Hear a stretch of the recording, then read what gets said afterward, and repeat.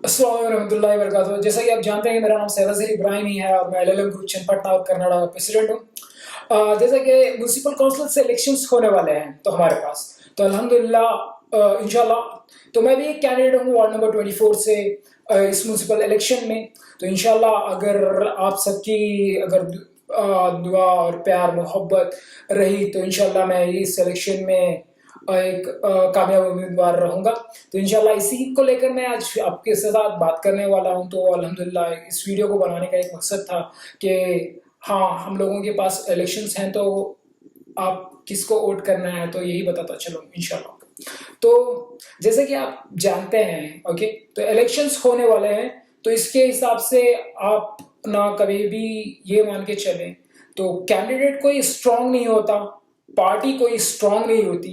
Okay, आप जो कौम, आप जो वोटर्स हैं तो आप किंग मेकर हो, तो आप स्ट्रांग हो, आप जिसी को भी वोट करोगे तो वो जाकर एक पोजीशन या काउंसलर बनेगा। ओके, तो इस हिसाब से मैं आप तमाम से एक गुजारिश करना चाहता हूं कि आप इस बार जिसे भी वोट करें तो उसके पास पहले काबिलियत देखें। आपको मैं बोल रहा हूं ना, कोई पार्टी का कैंडिडेट स्ट्रांग नहीं है।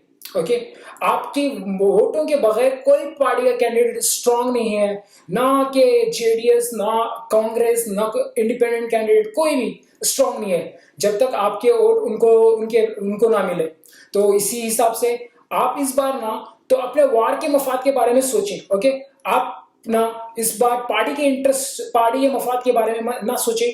कोई भी पार्टी हो, आप उनके पार्टी के हिसाब से ना जाएं। ओके, तो आप इस बार अपने वार्ड के मफाद के लिए सोचें और आपके वार्ड के मफाद के लिए काम करें। ओके, तो आपको जिसे लगे कि हाँ, इस बंदे से काम, ये बंदा काम ले सकता है, अपने वार्ड को तरक्की दिला सकता है, तब जाकर इसको वोट करें, वरना ना वोट करें। ओके, कोई भी हो, इवन मैं भी क्यों ना हो, अगर आपको लगता है कि एक सपोज जैसे मैं बोल रहा हूँ कोई पार्टी का कैंडिडेट है और कोई इंडिपेंडेंट कैंडिडेट है, अगर मैं सपोज मेरा मैं बोल रहा हूँ सपोज मेरा और कोई और पार्टी का कैंडिडेट है, अगर देखा जाए ओके, तो मुझे और पार्टी के कैंडिडेट में अगर मैं सलाहियत रखता हूँ तो आप ना मुझे वोट करें बढ़ जाए कि पार्टी को वोट करने के।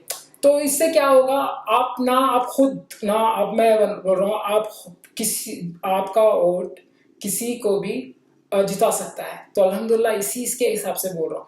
जैसे सपोज अगर किसी को आपको वोट करना है तो आप क्या ये करोगे, किस बुनियाद पर वोट करोगे। अगर सपोज आपको कुछ गवर्नमेंट का काम लेना है तो आपके फैमिली में बच्चे हैं, ओके, एक पढ़ा लिखा बच्चा है, एक अनपढ़ बच्चा है। ओके, जो एक पढ़ा लिखा बच्चा है और जो नहीं पढ़ा है, तो आप ना किसी भी गवर्नमेंट काम के लिए किसको भेजना पसंद करोगे, किससे काम लेना पसंद करोगे, पढ़े लिखे को ना। तो ऐसे हिसाब से मैं ये बात कर रहा हूँ, जब हम लोग अपने कोई छोटे से काम के लिए किसी को पढ़े लिखे को गवर्नमेंट ऑफिस में भेजना चाहते हैं, तो इस बार ना तो अगर कुछ वोट भी कर रहे हो तो आप ये याद रखो कि आपको किसको भेजना है म्यूनसिपालिटी में। ओके, तो इस हिसाब से वोट करो। आप ना ये मत देखो कि पार्टी कौन सी है, आप ये मत देखो कि पार्टी से है या इंडिपेंडेंट कैंडिडेट है। आप अगर आपका अगर वोट किसी को भी ना, तो इंडिपेंडेंट कैंडिडेट को भी काउंसलर बना सकता है, पार्टी के कैंडिडेट को भी काउंसलर बना सकता है। तो मैं इसी बात को लेकर आज वीडियो बना रहा हूँ। तो देखो, मैं तो एक मिसाल के हिसाब से बना बोल दिया कि आप अगर कोई काम लेना है, अगर गवर्नमेंट का काम है, तो आप अपने पढ़े लिखे बच्चे को भेजोगे या अनपढ़, जो नहीं पढ़ा लिखा है, कम पढ़ा लिखा है, उसको भेजोगे। तो आप तो प्रेफर करोगे कि पढ़े लिखे बच्चे को भेजो। तो आपका ये घर का काम के लिए आप पढ़े लिखे को भेज रहे हो इसमें गवर्नमेंट ऑफिस को। तो जब वार्ड की बात आए, ओके, तो जब वार्ड की बात आ रही है तब आप सोचो कि किसको भेजना है, आपका जो एक रिप्रेजेंटेटिव बन के जाएगा वो बंदा। अगर सपोज आप अगर किसी को ऐसे को बना के भेज रहे हो जिसको काम लेना नहीं आता, तो फायदा क्या है बताओ। तो सिंपल सिंपल से याद रखो, अगर किसी को काम लेना नहीं आता, अगर कोई पहले से भी पॉलिटिक्स में है, अगर कोई पोजीशन भी लेकर है किसी पार्टी में, तो फायदा नहीं है इसका। जब तक कि वो अपने कौम के लिए, अपने इसके लिए काम ना करे तो फायदा नहीं है। अगर मैं पॉलिटिक्स में हूँ, अगर मुझे काम नहीं लेना आ रहा है अपनी कौम के लिए, तो फायदा नहीं है मुझे पॉलिटिक्स में रहने का।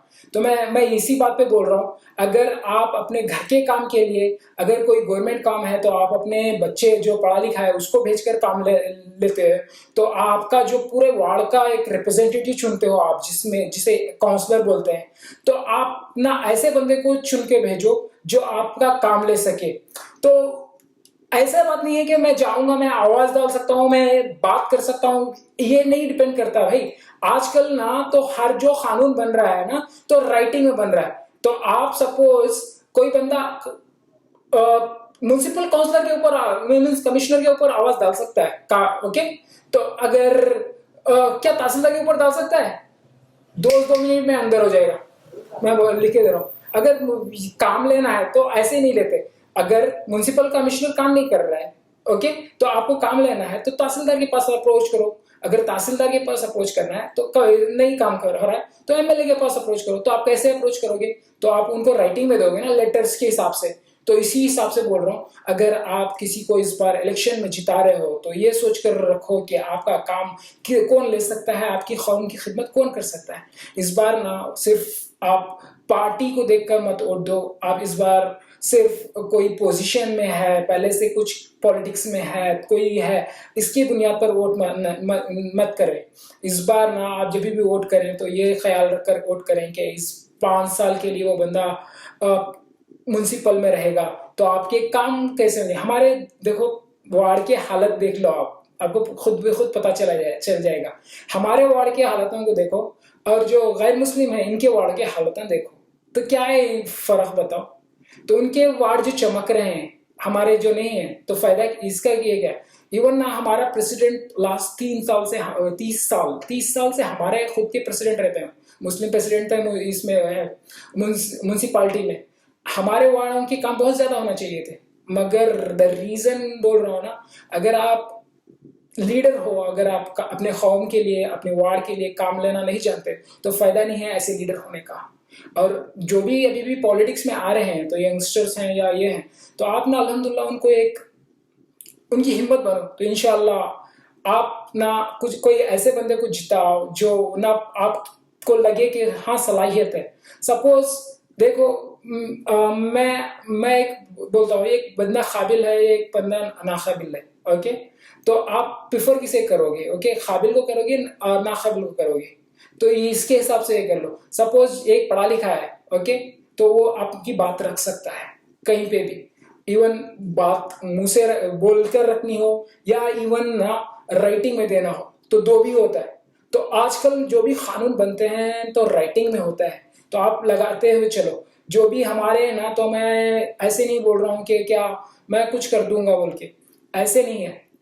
तो इंशाल्लाह जो भी काम होते हैं ना, तो राइटिंग्स में बहुत ज्यादा होते हैं। जो भी हमारे कानून बन रहे हैं, जैसे आप ले लो एनआरसी, एन बीफ बैन, आप दूसरे चीजों को पकड़ के चलो, जो अजान के ऊपर इशू है, आप दूसरे इश्यूज पे पकड़ के चलो। तो जो भी कानून है ना, तो राइटिंग में बनता है। तो इसका मेन ना जो अभी सर्वे होता है भाई, हर एक चीज के लिए सर्वे होता है पहले, उसके बाद पास होती है बिल। कहीं से भी लोकल में ऐसे बंदे रहते हैं जहाँ के उनको पता ही नहीं रहता कि किस पे साइन करना है किस पे नहीं, तो एकदम बोले हाँ साइन करके दो, साइन कर दिए, खत्म। तो ऐसे नहीं होता। तो आप ना जो भी बिल भी पास होती है, ये होती है, तो पहले लोकली पास होती है, बाद में जाके पार्लियामेंट में पास होती है, तब जाके ये होता है। आप यहाँ पे ऑब्जेक्शन कर दो कि ये तो ये होगा। तो ऐसी चीजें बहुत सारे हैं जो गवर्नमेंट स्कीम्स हैं, आपको पता ही नहीं चलता कि क्या गवर्नमेंट स्कीम्स है। बिजनेस कारोबार के लिए 50,000 से लेके 2 करोड़ रुपए तो गवर्नमेंट के स्कीम्स हैं, ओके। एजुकेशन के लिए, अपने बच्चों के लिए स्कॉलरशिप से लेके हॉस्टल फैसिलिटी, हर चीज के लिए है। तो हम लोगों को पता ही नहीं चलता। हमारे वार्ड देखो आप, मैं अपने वार्डों के हिसाब से ही बोलूंगा, दूसरी चीज पे बात नहीं कर रहा हूँ। हमारे वार्ड देखो, एक बरसात पड़ी ना तो सारे मोहरिया मर के बाहर निकल के आ जाएगा, पूरा कचरा पानी सब, हर चीज हमारे वार्ड देखो। 24 वार्ड नंबर 24 पर ही देख लो आप, अगर बरसात पड़ती है तो एक बरसात ना पूरे मोहल्ले इसमें ना, अब मैं नाम प्लेसेस लेके गिना दो भी बोल दो तो मैं गिना देता हूँ, ओके। गनी में स्ट्रीट, आप रिसेंटली एक बरसात हुई, पहली बरसात थी, तो आप वहां पे देखो सारा कचरा बाहर निकला। कोई भी ना दूसरे वार्ड में देखो ऐसे नहीं होता। ओके, हमारे शेरोल के पास देखो बाहर पानी आता है मुरी का 2 मिनट, तो फायदा नहीं है, बोल रहा हूँ ना। देखो उनकी अगर ये वार्ड में भी ना, अगर ये नहीं होता उनकी क्या, एक वार्ड में भी उनकी ये नहीं हो सकता, ऐसा नहीं होता होगा जैसे जो हमारे वार्ड में हो रहा है। तो मैं इसीलिए इस पे बात कर रहा हूँ, अगर आपको ना किसी को भी जिताना है तो ऐसे बंदे को जिताओ जो ना काम लेना जानता हो, काबिल हो, सलाहियत रखता हो, और अपने कौम के हक में सिर्फ और सिर्फ कौम के मफाद के लिए काम करना जानता हो। तो ऐसे बंदे को इस बार वोट करें। तो अल्हम्दुलिल्लाह मैं भी एक उम्मीदवार हूँ वार्ड नंबर 24 से। तो इंशाल्लाह अगर आपको लगता है कि मैं काबिल हूँ, मैं काम ले सकता हूँ, मैं जानता हूँ कैसे काम लेना है, तो आपको अगर लगता है तो इंशाल्लाह आप मुझे वोट करें। तो और आप आपकी खिदमत करने का, आपकी वार्ड की ये करने का मौका दें। तो इंशाल्लाह अगर मैं जीत के आता हूँ तो आपको ना, तो इंशाल्लाह एक वादा करता हूँ, अगर मैं जीत के आता हूँ तो इंशाल्लाह हमारी वार्ड ना तो पूरे चनपटना में एक मिसाल के हिसाब से रहेगी। इंशाल्लाह उतने अच्छे काम करूँगा इंशाल्लाह। तो इसी बात को बताते हुए मैं अपनी बात ख़त्म करूँगा। तो आप सभी की दुआ और सपोर्ट और आपके वोट की बहुत ज़रूरत है। इंशाल्लाह मैं एक आज़ाद उम्मीदवार हूँ, इस बार उम्मीद रखी हुई है, तो इस हिसाब से ये करो। तो मेरा एक रिसेंटली इशू भी हुआ था इस चीज़ को लेकर। हमारे यहाँ पे ना तो यंगस्टर है, आप बढ़ने नहीं देते पहले। तो मेरे साथ भी वही हुआ था, जब मैं कांग्रेस की सीट पूछ रहा था तब ऐसे ही हुआ था, बढ़ने नहीं देते भाई। आप अगर बढ़ रहे हो तो बढ़ने नहीं देते पहले, तो अगर बढ़ जा रहे हैं तो रुकावट बन जाते हैं आपके रास्ते में। तो ऐसे हिसाब से हुआ। तो मैं आपसे सभी से गुजारिश करता हूँ, तो इंशाल्लाह लजीज आप ना यंगस्टर्स को बढ़ावा दें, एजुकेटेड को बढ़ावा दें। अगर आपको लगे कि इंशाल्लाह हमारी वार्ड की तरक्की हो सकती है, हम सारे मिलकर एक अपने वार्ड को एक मिसाल बना सकते हैं सारे चನ್ನपटना में, तो इंशाल्लाह आप मुझे वोट करें। तो जज़ाकल्लाह खैर, अल्लाह हाफिज़।